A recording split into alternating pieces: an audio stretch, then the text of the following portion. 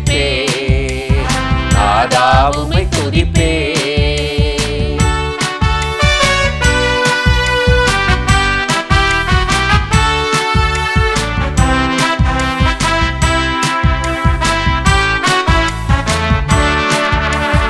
காலையிலும் துதிப்பே, மாலையிலும் துதிப்பே, காலையிலும் துதிப்பே, மாலையிலும் துதிப்பே, மதியத்திலும் துதிப்பே, இரவினிலும் துதிப்பே, மதியத்திலும் துதிப்பே, நான் இரவினிலும் துதிப்பே. நன்றி நன்றி என்று நன்றி நன்றி என்று நாள் முழுதும் துதிப்பே, நாதா உம்மை துதிப்பே.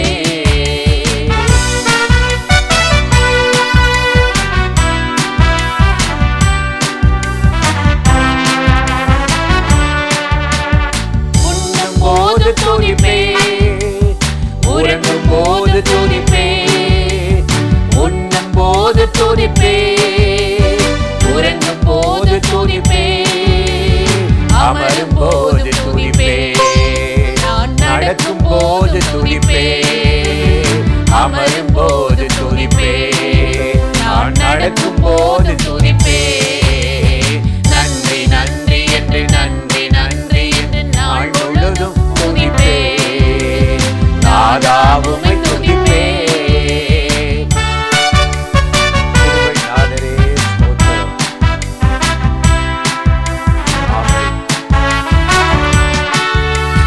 வாழ்த்தும் போது துதிப்பே, தாழ்த்தும் போது துதிப்பே, வாழ்த்தும் போது துதிப்பே, தாழ்த்தும் போது துதிப்பே, நெருக்கத்திலே துதிப்பே, நெருக்கும் போது துதிப்பே, நெருக்கத்திலே துதிப்பே, நெருக்கும் போது துதிப்பே.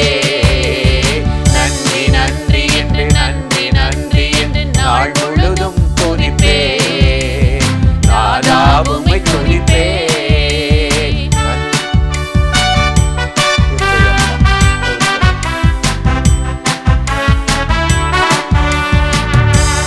சகாயரே சகாயரே தயவரரே தயவரரே, சகாயரே சகாயரே தயவரரே தயவரரே, சிநேகிதரே சிறுசிகரே சிநேகிதரே, என் சிறுசிகரே சிநேகிதரே. நன்றி நன்றி என்று நன்றி நன்றி என்று நாள் முழுதும் துதிப்பே, நாதா உம்மை துதிப்பே. நன்றி நன்றி என்று நன்றி நன்றி என்று நாள் முழுதும் துதிப்பே, நாதா உம்மை துதிப்பே. பிரியமானவர்களே, ஆண்டவராகிய இயேசுவின் நாமத்தினாலே இந்த காலை நேரத்தில் இயேசுவை தினம் பார்ப்போம் என்ற இந்த நிகழ்ச்சியின் மூலமாக உங்களை சந்திப்பதில் மிகுந்த மகிழ்ச்சி அடைகிறேன். கர்த்தர் நல்லவர், கிருபையும் இரக்கமும் நிறைந்தவர். இன்றைக்கும் கூட ஒரு வேத வசனத்தை உங்களுக்கு ஞாபகப்படுத்தி சில காரியத்தை சொல்லி ஜெபம் பண்ணுவது நல்லது என்று உணர்ந்தேன். மத்தேயு 25:36 பார்த்தீங்கன்னா இயேசு ஒரு காரியத்தை இங்கே சொல்லுகிறார். வஸ்திரமில்லாதிருந்தேன், எனக்கு வஸ்திரம் கொடுத்தீர்கள். இன்றைக்கு பண்டிகை நாட்கள் வருதுன்னு வைத்துக்கோங்க. கிறிஸ்மஸ்னால் நம்ம ஏழைகளுக்கு துணி எடுத்து கொடுப்போம். யாராவது இறந்து போனால் அவங்களுக்கு நம்ம எடுத்து கொடுப்போம், வஸ்திரம் கொடுப்போம். ஆண்டவர் இந்த வஸ்திரத்தை சொல்லலை. வஸ்திரமில்லாதிருந்த எனக்கு வஸ்திரம் கொடுத்தீங்க.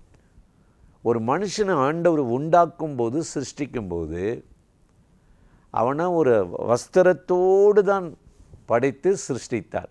அவன் நிர்வாணமாய் அவலட்சணமாய் இல்லாதபடி அவனை மூடி இருந்தது.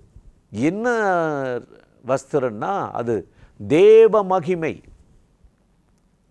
பாவம் செய்வதற்கு முன்னாடி எந்த கடையும் இல்லை, எந்த ட்ரெஸ்ஸும் இல்லை. தேவ மகிமை ஒரு மனுஷனை மூடி இருந்துச்சு.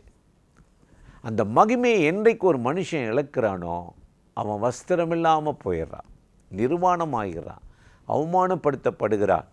இது சாத்தான் செய்கிற வேலை. ஏசாயா 6:1 பார்க்கும்போது கூட தேவாலயத்தின் வஸ்திரங்களினால், அந்த வஸ்திரங்களினால் தொங்கல், அந்த ஆடைகள் மூடி இருந்துச்சு. அந்த அளவுக்கு கர்த்தருடைய வஸ்திரம், துதி, மகிமை, இரட்சிப்பு என்ற வஸ்திரங்கள்லாம் மனுஷனை மூடி இருந்ததை நம்ம பார்க்குறோம். ஆனால் நாளாக நாளாக நாளாக என்ன ஆயிடுச்சுன்னா, சாத்தான் இந்த வஸ்திரத்தை கிழிக்கவும் அழிக்கவும் ஆரம்பிச்சிட்டான்.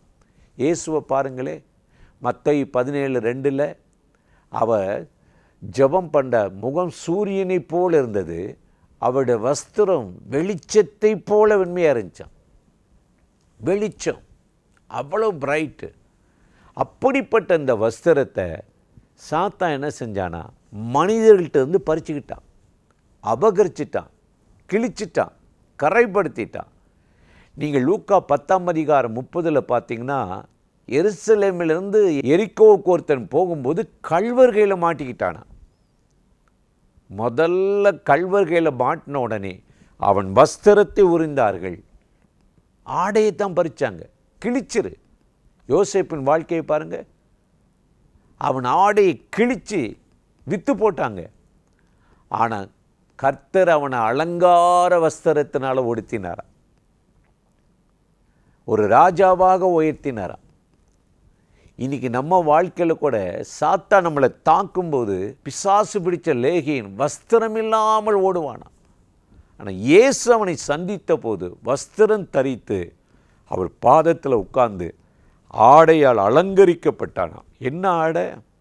ஏசாயா 52 நாம் வாசித்து பார்த்தோமே என்று 1வது வசனம் சொல்லுகிறது, எலும்பு எலும்பு சீயோனே வல்லமையை தரித்துக்கொள், அலங்கார வஸ்திரங்களை உடுத்திக்கொள்ளலாம். அது என்ன அலங்காரம்? அதுதான் பரிசுத்தம், அதுதான் நீதி, அதுதான் சத்தியம், அதுதான் துதி. இந்த வஸ்திரம் உலகத்தில் யாரும் விற்கவும் முடியாது, ரெடி பண்ணவும் முடியாது. கர்த்தர் தான் அந்த மகிமையால் நம்மளை மூட முடியும். இந்த வஸ்திரம் யோசேப்பு கொடுக்கப்பட்டதான். பார்வோனுடைய கனவுக்கு அவன் அர்த்தம் சொல்லும்போது, சிறைச்சாலிலிருந்து வெளியே வரும்போது அந்த கிழிந்த துணியெல்லாம், அழுக்கான வஸ்திரமெல்லாம் அகற்றி ராஜ வஸ்திரம் தரிக்கப்பட்டு அவன் பார்வோனுக்கு முன்னாடி வந்து நின்றானான். அப்போ ஆண்டவர் பாருங்க அவனை உயர்த்தினார். இன்றைக்கு நாம் யாரெல்லாம் கர்த்தருக்கு பயந்து நீதியாய் வாழ்ந்து பரிசுத்தமாய் அவரை பின்பற்றுகிறோமோ அத்தனை பேருடைய வஸ்திரத்தையும் கர்த்தர் என்ன செய்கிறார்னா அவருடைய மகிமையால் மூடுகிறார். அதற்குத்தான் மத்தேயு 27:28 இயேசு தன்னுடைய வஸ்திரம் கழற்றி அவரை குற்றுயிராக்கினாங்க. பிடுங்கப்பட்டது, வஸ்திரத்தின் மேல் சீட்டு போட்டாங்க. எதற்கு?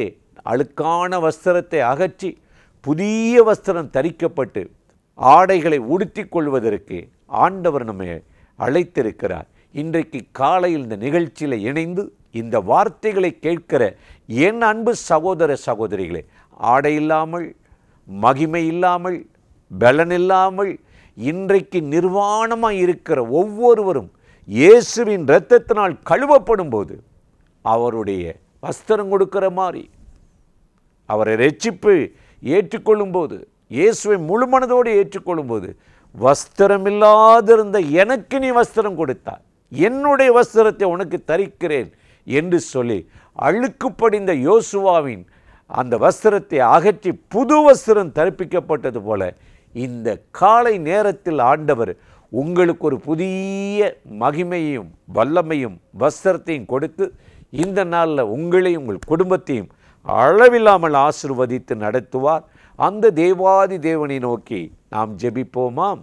அன்பும் இரக்கமும் கிருபையும் நிறைந்த நல்ல ஆண்டவரே, இந்த ஆசீர்வதிக்கப்பட்ட நாளுக்காக, நேரத்துக்காக, கிருபை இரக்கங்களுக்காக உமக்கு நன்றி. இப்பொழுது யாரெல்லாம் அந்த நிகழ்ச்சியில் இணைந்து என்னுடைய வஸ்திரத்தினால், அலங்கார வஸ்திரத்தினால் நிரப்பம் என்று சொல்லுகிறார்களோ அத்தனை பேரையும் உம்முடைய மகிமையாலும் கிருபையால் நிரப்பி நடத்தும். இந்த நாளில் கர்த்தருடைய கரம் அவர்களை ஆசீர்வதித்து நடத்தட்டும்.